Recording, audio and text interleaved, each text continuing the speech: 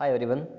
तो ये जो पार्ट 2 होगा यूनिट 6 केमिकल थर्मोडायनेमिक्स का, इसमें आज हम बात करेंगे थर्मोडायनेमिक्स प्रोसेस में। हमने लास्ट टाइम बात की थी आपसे सिस्टम के बारे में, बात की type of system, close system, open system, isolated system वगैरह। ठीक है, हम पे बात करेंगे थर्मोडायनेमिक्स प्रोसेस की। तो थर्मोडायनेमिक प्रोसेस होते क्या? The operation which bring about change in the state of system. Way operation जो सिस्टम की स्टेट में चेंज लाते हैं क्या होते हैं? Thermodynamic process. इसमें नंबर 1 होगा आपका आइसोथर्मल। Isothermal process.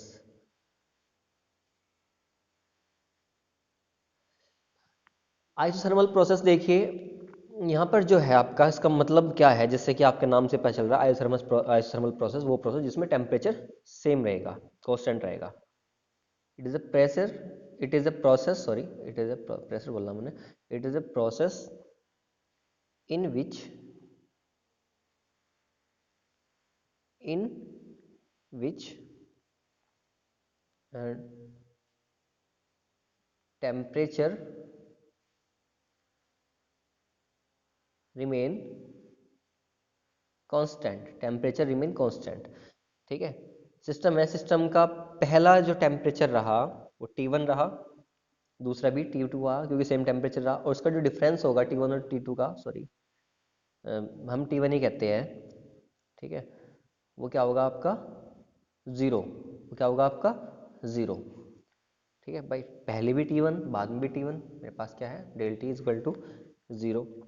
अब हम एडिएबेटिक की बात करते हैं। नंबर 2 मेरे पास जो प्रोसेस है, देखो, ये ऐसे नहीं है कि आपसे छोटी बात है कोई। ऑप्शन में कभी कभी पूछ लेता है फॉर आइडियाबेटिक प्रोसेस, आपके पास वो 2-3 ऑप्शन देगा कि इसके लिए क्या सही है ना। एडियाबेटिक प्रोसेस में क्या होता है? Process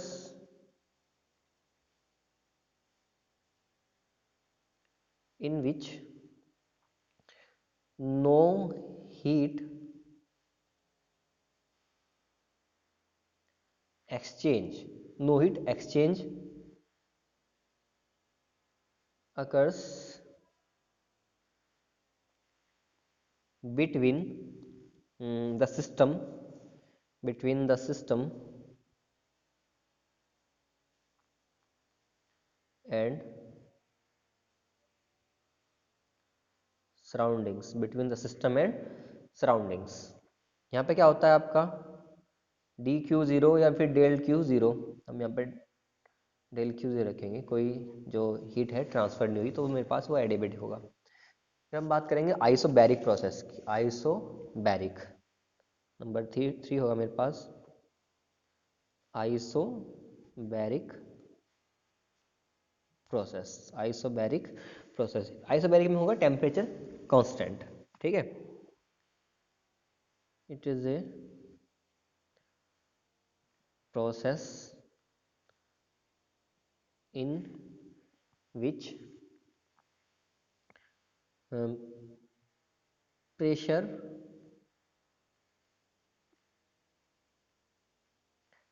remain constant. Means del P की जो होगा मेरे पास ज़ीरो होगा। डेल पी क्या होगा मेरे पास? ज़ीरो होगा। ऐसे मेरे पास वहाँ पे आइसोकोरिक की बात करेंगे। आइसोकोरिक में क्या होगा आपका? आइसोकोरिक में होगा आपका वॉल्यूम कांस्टेंट।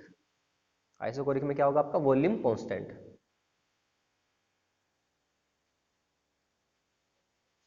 यहाँ पे जो वॉल्यूम होगा आपका वो कांस्टेंट होगा। इसकी डेफिनेशन कैसे लिखेंगे? It is a process which is carried out at constant volume. At constant volume, यहाँ पे कांस्टेंट वॉल्यूम रहेगा, चेंज नहीं होगा वॉल्यूम। ठीक है, फिर मैं कुछ ग्राफ की बात करता हूँ। देखिए, यहाँ ध्यान दीजिए, ग्राफ, देखिए ग्राफ यूजुअली इंपॉर्टेंट होते हैं बहुत ज़्यादा। हम यहाँ पे दो वेरिएबल की बात करेंगे,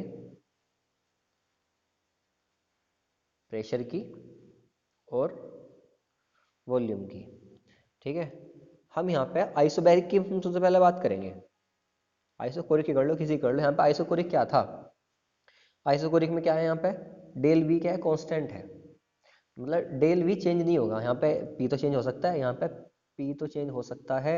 सपोज करो यहाँ पे कोई पॉइंट है तो वो वॉल्यूम के एक्सिस के अलोंग नहीं बढ़ेगा, इधर को नहीं बढ़ने का, इधर को होगा। ये तो क्या है मेरे पास, ग्राफ वन क्या है मेरे पास, ग्राफ वन क्या होगा मेरे पास, आइसोकोरिक प्रोसेस के लिए, है ना।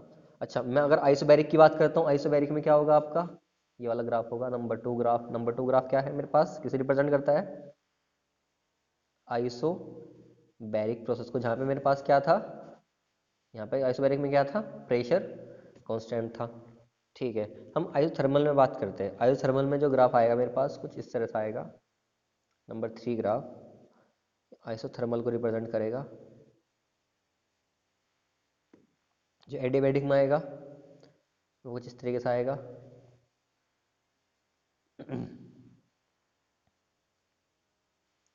ठीक है, नंबर चार ग्राफ क्या होगा, एडियाबैटिक प्रोसेस का ग्राफ होगा, है ना। एक मेरे पास प्रोसेस और होता है जिसको हम बोलते हैं साइक्लिक प्रोसेस। साइक्लिक प्रोसेस में क्या है, ध्यान दीजिए, मैं किसी सिस्टम की बात कर रहा हूँ, P1 V1 और T1 ये स्टेट थे यहाँ पे, ये बी में चेंज हुआ, है ना, ये बी में चेंज हुआ। मेरे पास यहाँ पे था P2 V2 और टेम्परेचर हमने यहाँ पे T1 ही रखा। ये फिर सी में गया और फिर सी से मेरे पास किस में आ गया, ओरिजिनल स्टेट में आ गया, ए में, P1 V1 और T1 में, सॉरी T1 में। तो ये क्या होगा मेरे पास, साइक्लिक प्रोसेस होगा। मैं इसको डिफाइन करता हूँ जरा, आपके समझ में आएगा, देखो। ठीक है, डिफाइन करेंगे इसको हम। It is A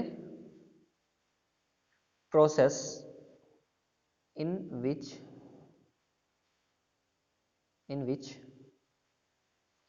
the system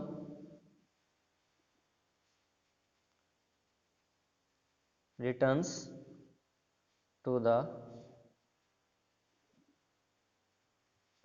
original state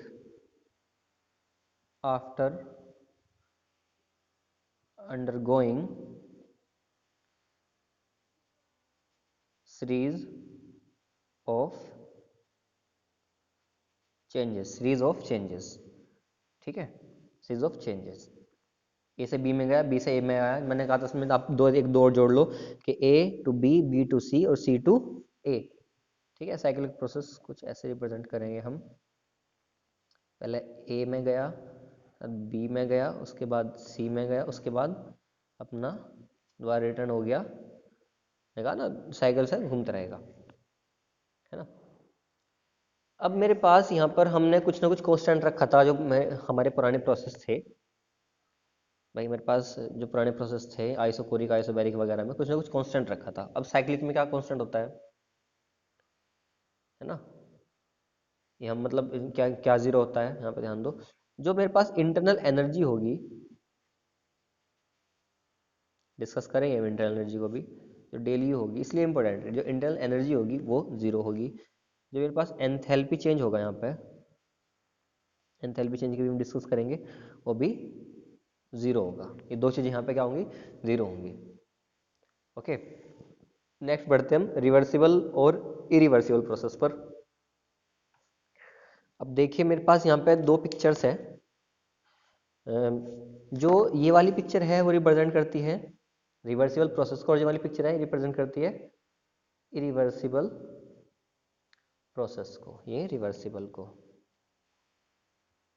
इसमें हमने क्या किया है, यहाँ पे हमने गैस ली हुई, हमने यहाँ वही नाम देंगे गैस V1। ठीक है, हमने क्या किया, यहाँ पे सेंड रखा। हाँ, हमने क्या किया, हर एक बार में 3 4 10 12 10 100, है ना, 1000 कितने प्रोसेस हो सकते हैं। हमने हर बार एक सैंड का पार्टिकल उठाया। हमने क्या किया, एक सैंड का पार्टिकल उठाया, जो गैस होगी एक्सपेंड होगी।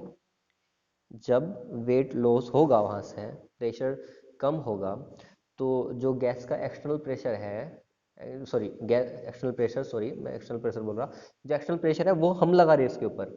जो गैस का प्रेशर है, अगर हम ऊपर प्रेशर कम करेंगे तो गैस ऊपर चलेगी, गैस एक्सपेंड होगी, है ना। लेकिन हम धीरे धीरे एक्सपेंड कर रहे हैं उसको, हम धीरे धीरे एक पार्टिकल हटाया, एक पार्टिकल हटाया, मैंने लिखा भी है remove one particle of sand each time. हर बार हम एक एक पार्टिकल हटाएंगे तो धीरे धीरे क्या होगी, गैस एक्सपेंड होगी। It is called reversible process. ठीक है, दूसरी बारी में आते हैं हम। जो मेरे पास है दो नोब लगाई है हमने यहाँ पे N1 और N2। मेरे पास गैस यहाँ पे है, हमने इसको क्लोज किया है, नोब 1 को क्या है क्लोज किया है। यहाँ पे गैस यहाँ पे है, गैस यहाँ पे बंद है। हमने क्या किया, झटके से मतलब एकदम पुल करेंगे नोब N1 को। अभी N1 खुल गई, एकदम से खुली, गैस एकदम से एक्सपेंड होगी कहाँ, अब मैं लेकिन मैंने दूसरी पिक्चर में क्या किया, यहाँ पे नोब 2 बंद किया, अब उसका गैस वॉल्यूम ये है। ठीक है, यहाँ पे क्या है, हमने एकदम से प्रेशर रिलीज किया, एक्सटर्नल प्रेशर को हमने एकदम से घटाया, तो मेरे पास एकदम से कैसे रिलीज हुई।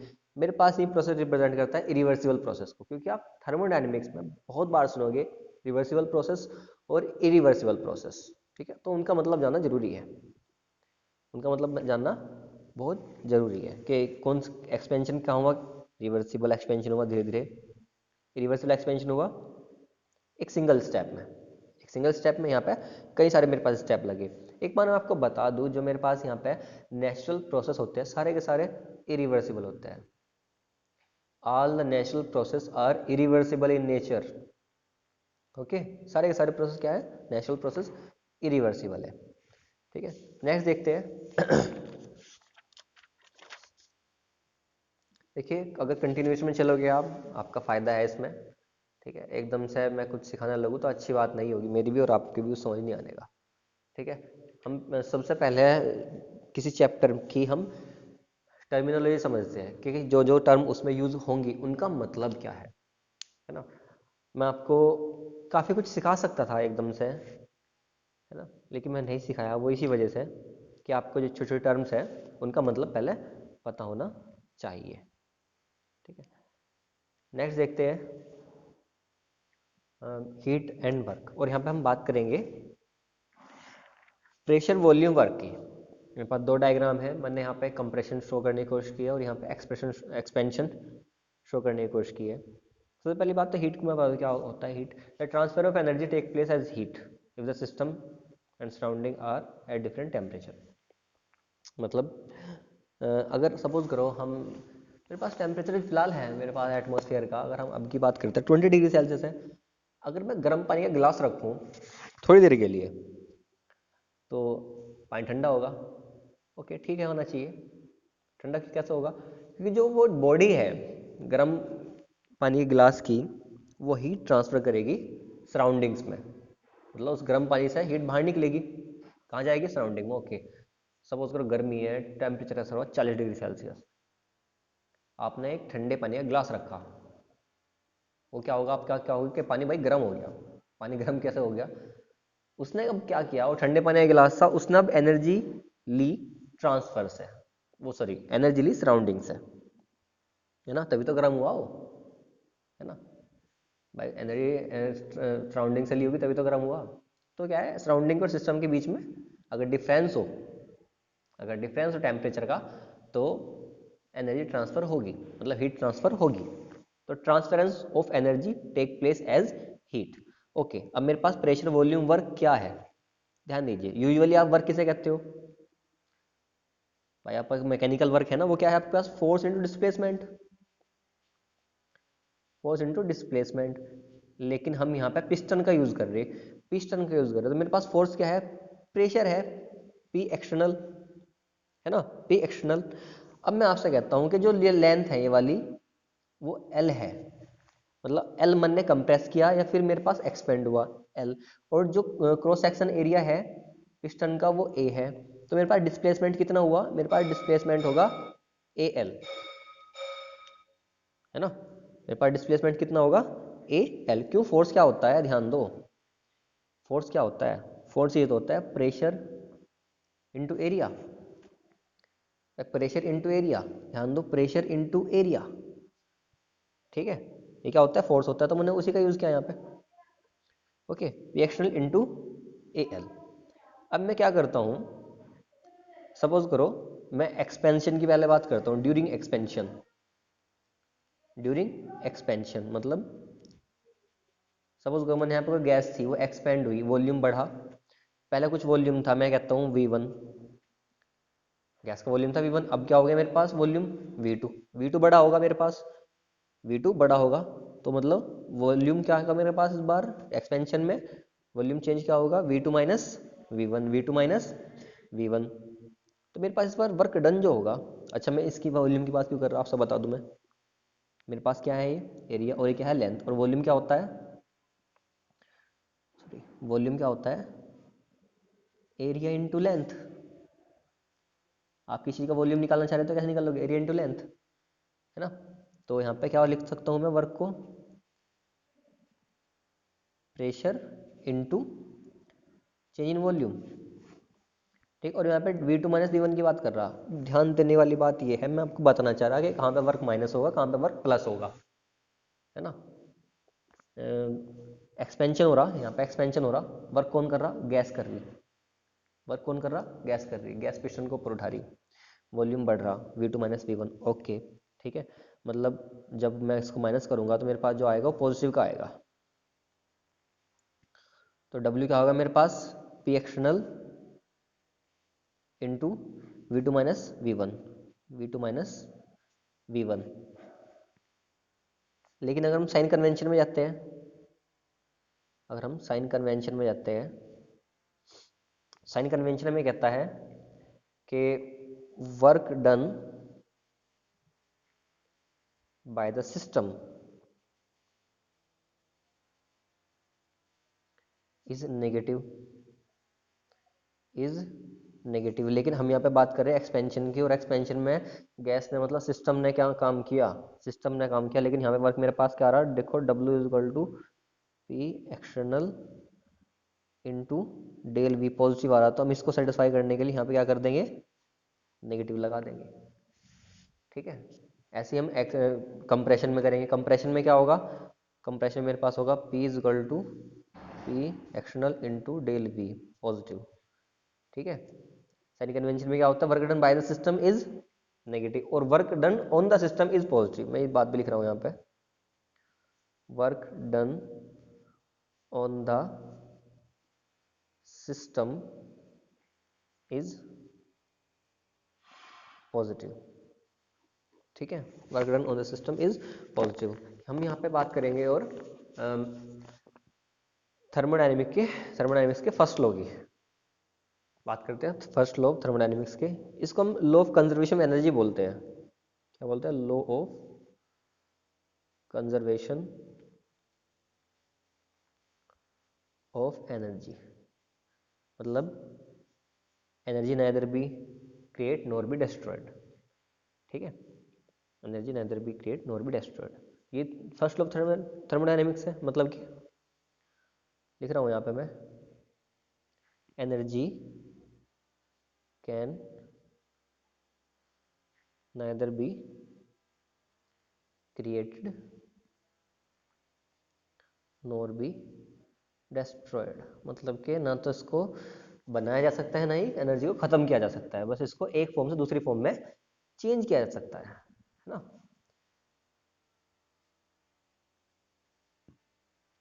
It may be changed from one form to another, एक फॉर्म से दूसरे फॉर्म में चेंज किया जा सकता है, ठीक है। अगर हम इसको मैथमेटिकली देखते हैं, हम मैथमेटिकली देखते हैं इसको हम,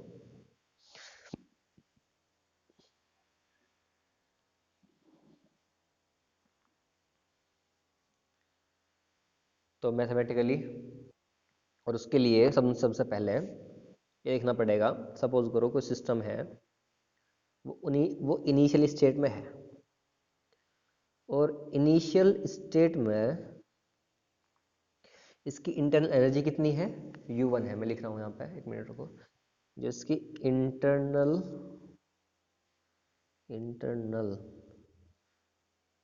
एनर्जी है हम U1 कह देते हैं। वन ने क्या कह दिया इसको, वन ने क्यू हीट दे दी, ठीक है। अब इसकी इंटरनल एनर्जी कितनी हुई, U1 plus Q, U1 plus Q, ठीक है, U1 प्लस क्यू। अब क्या हुआ, जो फाइनल स्टेट में आया, जो फाइनल स्टेट में आया, इसकी इंटरनल एनर्जी कितनी होगी, मैंने कह दिया U2, इसकी इंटरनल एनर्जी कितनी होगी? U2 कह दिया मैंने यहाँ पर। और हमने इसके पास जो मैं W क्या है, हमने यहाँ पे वर्क डन W किया है, यहाँ पे जो वर्क डन है मेरे पास W है। तो मेरे पास अब इसकी इंटरनल एनर्जी कितनी होगी सिस्टम की? इसकी इंटरनल एनर्जी कितनी होगी, ध्यान दो, U1 plus Q plus W, जो मैंने वर्क डन यहाँ पे किया है ना। तो जो मेरे पास फाइनल इंटरनल एनर्जी है, फाइनल स्टेट में इंटरनल एनर्जी है, U2 किसके इक्वल है? U1 plus Q plus W, U1 plus Q plus W। मतलब जो फाइनल इंटरनल एनर्जी है वो वर्क डन और जो हमने हीट एनर्जी इसको दी है, एक सर्टेन अमाउंट दिया हीट एनर्जी का, उसके इक्वल होगा, उसके इक्वल होगा। अरे भाई यही तो मेरे पास क्या है, यही चीज तो क्या है मेरे पास, मेरे पास यही चीज तो क्या है, मैथमेटिकल एक्सप्रेशन है। जैसे मैं आपसे कहता हूँ कि जो फाइनल इंटरनल एनर्जी है यहाँ पे किसके इक्वल थी, U1 plus Q plus W, है ना। यहाँ पे मैं ऐसे लिखूंगा इसको, U2 minus U1 Q plus W, है ना। मतलब कि ये क्या है आपका, del U is equal to Q plus W, मतलब change in internal energy, change in internal energy ना। हीट एब्जॉर्ब्ड, ये क्या है मेरे पास, हीट एब्जॉर्ब्ड, है ना। और ये क्या है मेरे पास, plus work done on the system, work done on the system. हमने यहाँ पे work done on the system की बात करी, है ना, work done on the system की बात करी। लेकिन अभी हमने देखा थोड़ी देर पहले कि जब हम work done by the system करते हैं, work done by the system देखते हैं हम यहाँ पर, वो कितना होता है, माइनस, मतलब जो वर्क है नेगेटिव का होता है, minus P del V, minus P del V होता है ना। तो मेरे पास एक्सप्रेशन क्या होगा ये वाला इस बार, जब सिस्टम ने काम किया तो Q माइनस W या फिर Q minus P del V, Q minus P del V. Okay, ये आपको करना है, ये क्या है, थर्मोडायनेमिक्स का फर्स्ट लॉ है। हम इसके ऊपर न्यूमेरिकल भी कराएंगे इसके, और रिजल्ट भी देंगे, है ना, इसका रिजल्ट भी देंगे। जैसे कि अगर हम बात करते हैं फॉर आइसोथर्मल, इसके थोड़े रिजल्ट देख लो यहाँ पे, फॉर आइसोथर्मल, और देख लो, एज वेल एज, मैं इसको अलग नहीं बताऊंगा, फॉर आइसोथर्मल और for irreversible, for isothermal as well as irreversible expansion of ideal gas, जो उसके लिए डेली होता है, इंटरनल एनर्जी चेंज होता है, वो जीरो होता है, ठीक है। तो आपसे पूछ लिया तो Q और W में क्या रिलेशन है, तो आप यहाँ बता दो कि zero is equal to Q plus W, means Q is equal to क्या हो जाएगा, माइनस W हो जाएगा, है ना। Q इज इक्वल टू क्या हो जाएगा, माइनस W हो जाएगा, मतलब कि रिवर्सिबल प्रोसेस के लिए। जो रिवर्सिबल प्रोसेस है उसका भी मैं यहाँ पे रिजल्ट लिख दूंगा, लेकिन यहाँ पे कुछ समझ नहीं आएगा, मैं रिवर्सिबल लिख रहा हूँ फॉर, लेकिन मैं यहाँ बता नहीं पाऊंगा फिलहाल, यहाँ पे है, फिलहाल यहाँ पे है, क्योंकि हम मैंने और डेरिवेशन अभी कराया नहीं। फॉर रिवर्सिबल एक्सपेंशन ही क्या हो जाएगा आपका, नोट्स हो जाएंगे थोड़े से भाई, एक जगह के रिवर्सिबल के लिए होता है, तो रिवर्सिबल के लिए क्या होता है, फॉर रिवर्सिबल एक्सपेंशन में इस जो फॉर्मूला लिखूंगा यहाँ पे, इसका डेरिवेशन अलग से कराऊंगा मैं। मेरे पास क्यू यहाँ पे क्या, वहाँ पे क्या था, माइनस के डब्लू के, यहाँ पे क्यू होगा माइनस डब्लू, या फिर 2.303 N R T log V2 upon V1, यहाँ पे लॉग बेस 10 है, ध्यान दो, लॉग लिखा है यहाँ पे, लॉग बेस 10 है, V2 अपॉन V1। ये क्या हो गया आपका, रिवर्सिबल एक्सपेंशन के लिए, ओके।